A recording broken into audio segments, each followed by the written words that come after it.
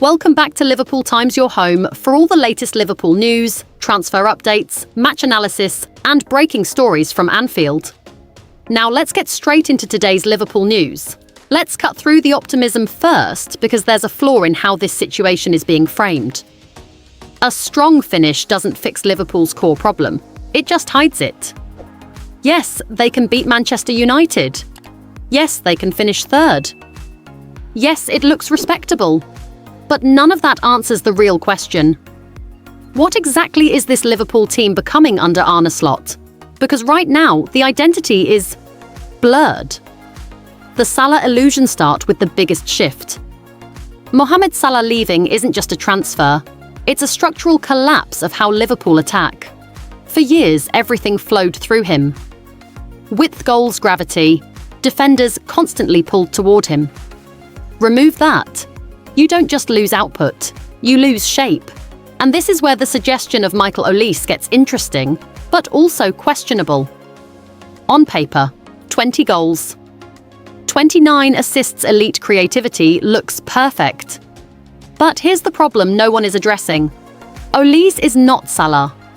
And more importantly, he doesn't replicate Salah's function. Salah stretches defences vertically and scores like a striker. Olise, he's more of a connector, a creator, a tempo manipulator. So if Liverpool sign Olise at all costs, like Jermaine Pennant suggests, they're not replacing Salah. They're changing the system entirely. That's a risk, because system changes don't happen overnight.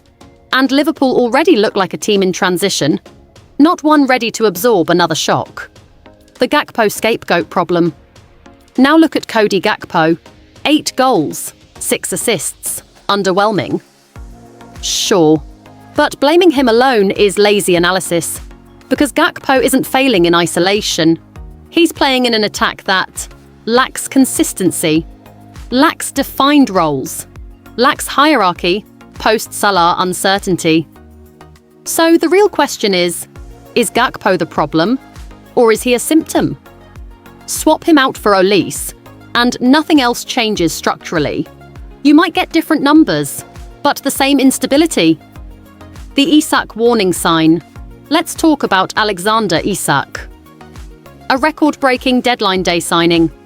That already tells you something went wrong. Late deals don't just affect integration, they disrupt rhythm, pre-season planning, chemistry, and Liverpool paid the price. Now they're talking about being smarter this summer. Targeting players not at the World Cup. Moving early.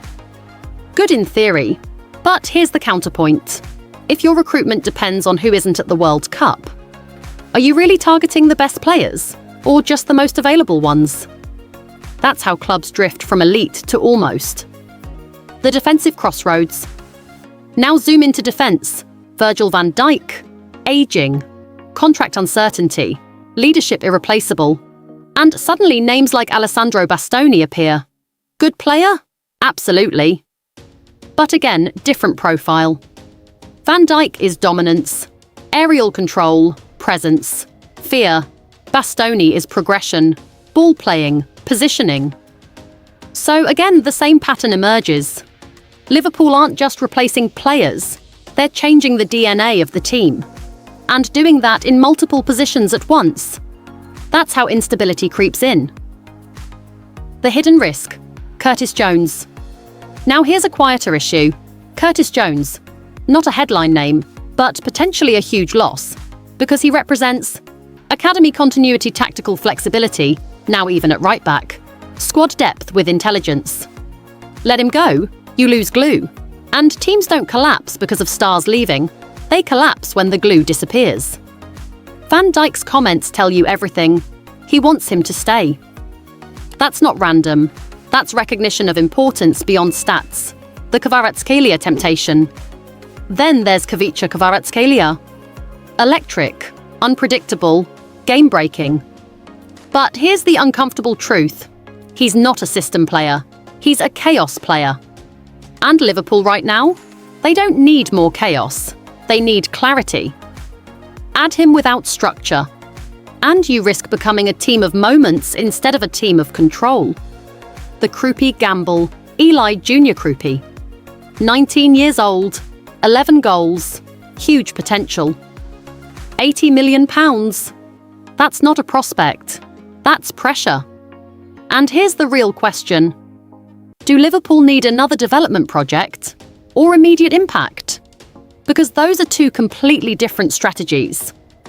The bigger picture, now step back, because this is where it all connects. Liverpool are losing Salah, potentially losing Robertson. Uncertain on Van Dijk debating midfield roles, reworking their attack, reshaping their defence. That's not a tweak, that's a rebuild. And rebuilds don't guarantee success. Meanwhile, look at United. They're not perfect, but they've found a core. Bruno Fernandes, Kobbie Mainoo, a defined structure under Carrick. Liverpool, still searching. So what happens Sunday? This is where it gets interesting. If Liverpool win, they leapfrog United. Narrative shifts, momentum builds. But if they lose, it exposes something deeper. That United, for all their flaws, are further along in their rebuild. And here's the final uncomfortable thought.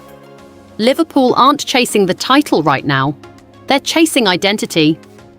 And until they define it, every transfer, every tactical tweak, every big-name signing is just guesswork.